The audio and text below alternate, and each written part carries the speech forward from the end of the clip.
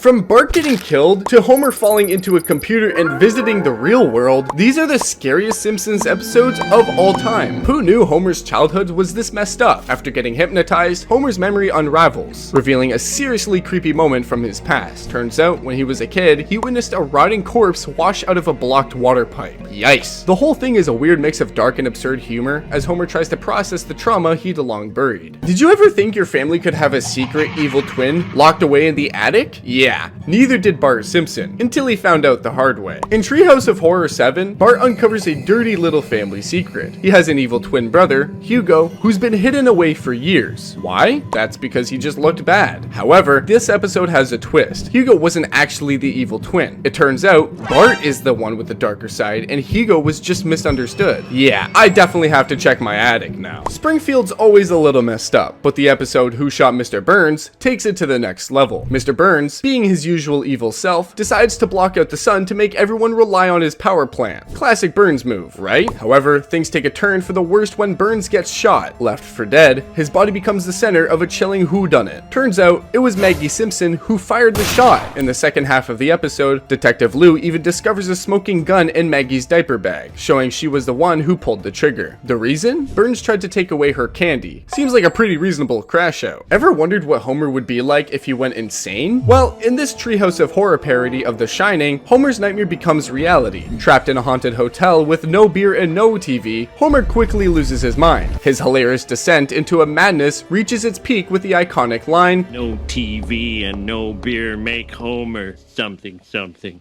Go crazy? But it's not all fun and games. Soon, Homer's chasing his family with an axe, and this episode he goes absolutely crazy. Oh, and there was also a scene that showed the evil twin sisters from The Shining, but unfortunately, it was cut from the original episode. Imagine two dolls standing in front of you saying, "Daddy's gonna kill you." I'd definitely be more scared of the dolls than the fact that my dad's gone insane. But did you know Homer once bought Bart a cursed clown doll? In the Treehouse of Horror 3, Homer ignores every red flag and buys Bart a crusty doll from a sketchy shop. Surprise, it's cursed. The doll tries to kill Homer multiple times, but he captures the doll, locks it in a suitcase, and drops it in a pit. When he gets home, he's ambushed by the escaped doll, which attacks him in the kitchen again and tries to drown him in a dog bowl. Sure, it's just a toy, but it's somehow terrifying. And in true Simpsons fashion, it turns out the curse was just a factory mix-up. The evil switch was left on. I'm never getting a doll again. Ever wonder how your school lunch is made? Because in the Treehouse of Horror 5, Springfield Elementary's teachers decide to save some cash